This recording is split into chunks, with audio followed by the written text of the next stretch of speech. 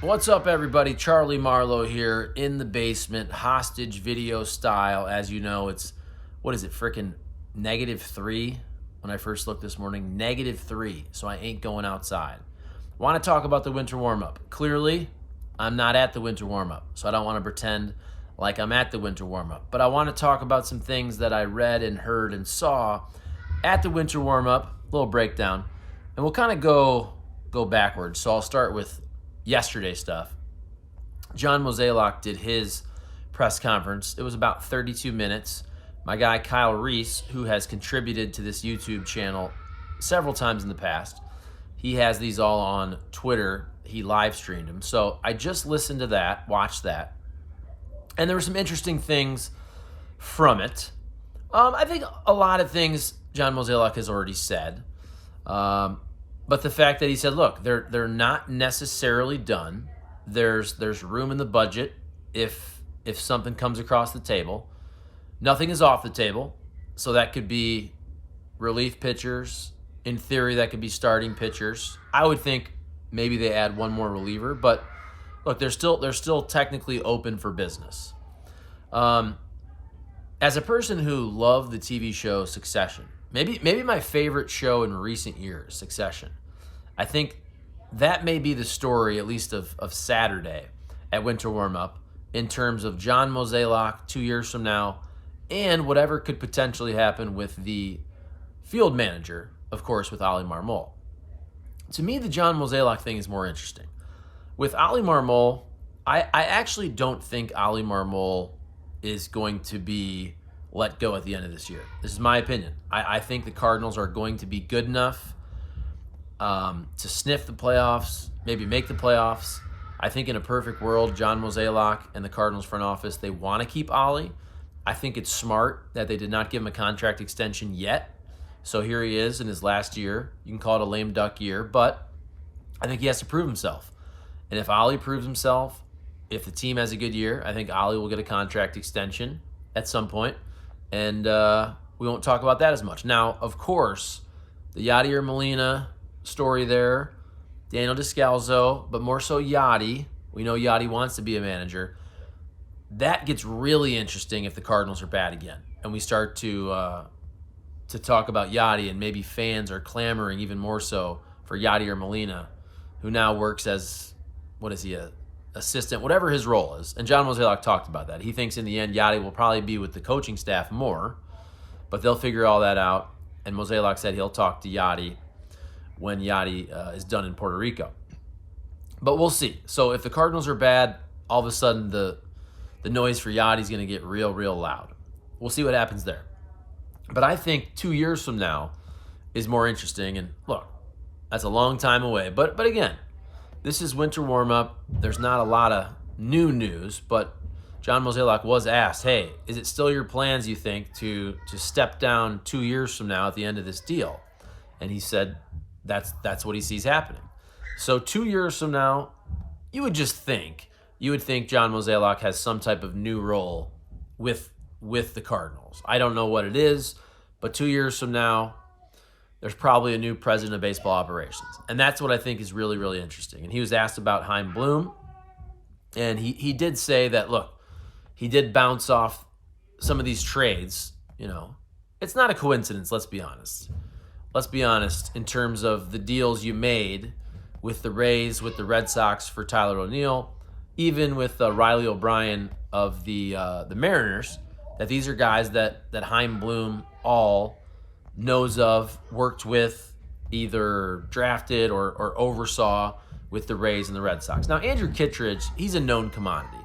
So, look, I think the Cardinals brass has a pretty good idea of what Andrew Kittredge is. But when you look at maybe an undervalued pitcher like a Riley O'Brien with the Mariners, and more so, though, the Red Sox deal, to me, that's the one where, look, Chaim Bloom was just the chief baseball officer of the Red Sox. So if you're going to make a deal with the Red Sox, think about it.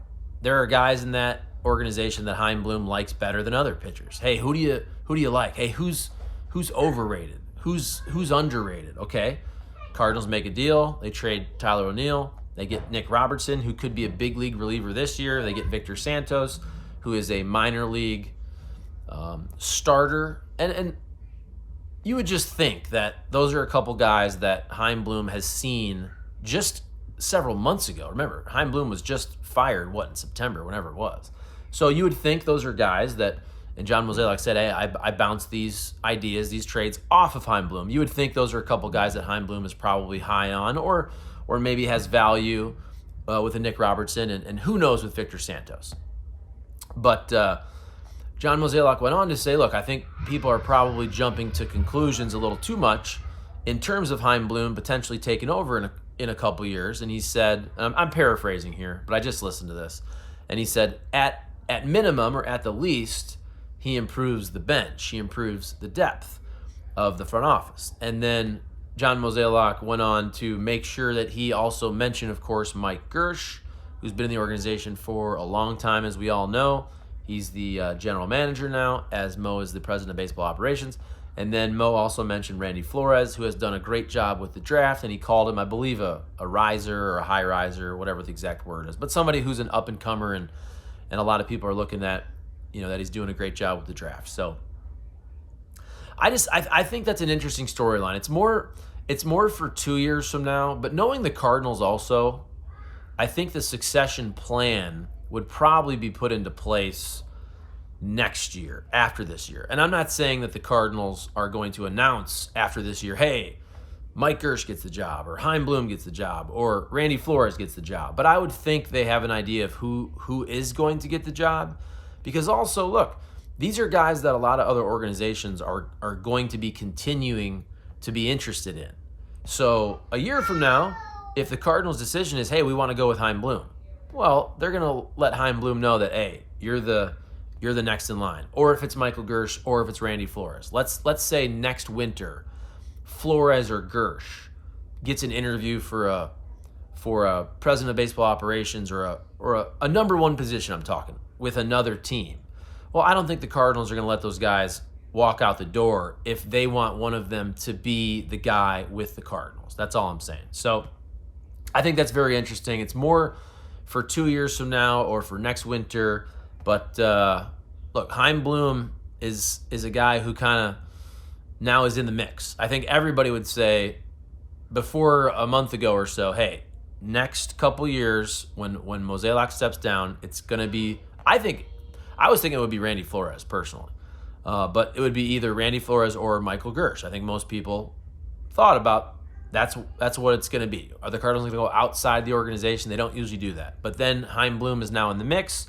So I think it's fair to say whoever's the next president of baseball operations, it's probably one of those three guys now. Chaim Bloom, Michael Gersh, Randy Flores. So to me, those are the interesting things from Mo's presser. Another comment I saw that was getting a lot of traction on Twitter, was Sonny Gray saying that when he talked with John Mozeliak, Sonny Gray was suggesting things about pitching, and John Mozeliak was saying, tell me more, and maybe we can add that. And Sonny Gray even said that maybe the Cardinals added a couple hires to their pitching department. So a lot of people I saw took that as a big embarrassment to the Cardinals, and I understand why. But the Cardinals have also been on record saying recently here that they have fallen behind in terms of the pitch lab and everything to go with developing pitching. And that's another big reason you bring on Chaim Bloom. He's known as the pitching guru. And then, I don't mean to always go back to Chaim Bloom, but also, this isn't some big conspiracy theory, because look, Chaim Bloom was just let go in September. So if Chaim Bloom's not available, he's not with the Cardinals. He became available because he was fired by the Boston Red Sox. I'm sure Chaim Bloom didn't want to be fired by the Boston Red Sox. But just that whole idea of a pitch lab, and that the Cardinals have fallen behind in terms of developing pitching, which is very obvious. We all know that.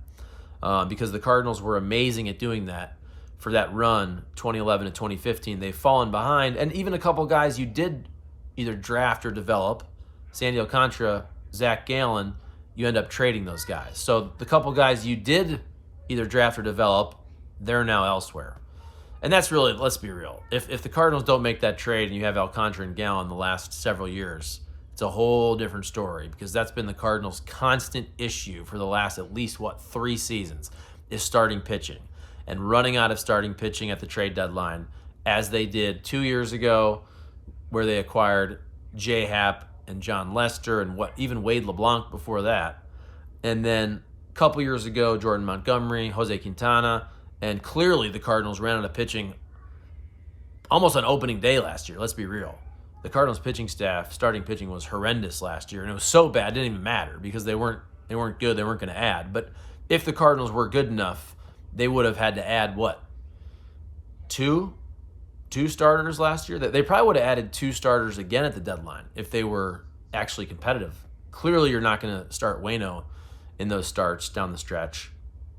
And they wouldn't have got rid of Flaherty and Jordan Montgomery. But this is all hypothetical. So, I don't know. Comment, like, subscribe. Let me know if you like the show, if you like the channel, if you like the video. Share it, please. And just, I will apologize because in the last couple of years, ever since I started YouTube, I've put a ton of these winter warm-up videos on YouTube. I've had people like Brendan Schaefer, Jeff Jones, Kyle Reese go down there and get content for me. And I think Kyle Reese is going to continue to do that this time around. I think he's going to send me some stuff tonight, I believe. But our guy David Solomon, actually at 590, he was going to go down there. So I was planning on having all of the audio. And David Solomon, unfortunately, lower body injury. He took a fall, slipped, messed up his leg. So Dave Solomon, hope you're feeling better, buddy. But he was going to get me all the audio, and that was my plan for Winter Warm Up.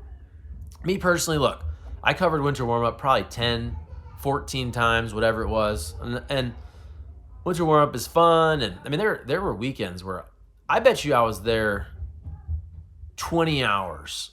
Some of those weeks back in the day where you're there like 6, 7, 8 hours on Saturday, Sunday, and Monday. So I enjoy the Winter Warm Up, but didn't feel like going down. I'm sorry. I apologize. I've also always thought that Winter Warm Up was a good time for the, I don't know if this is the right word, non-traditional media, because I would call myself that now with YouTube, but it's hard to get a credential for the Cardinals for an actual regular season baseball game.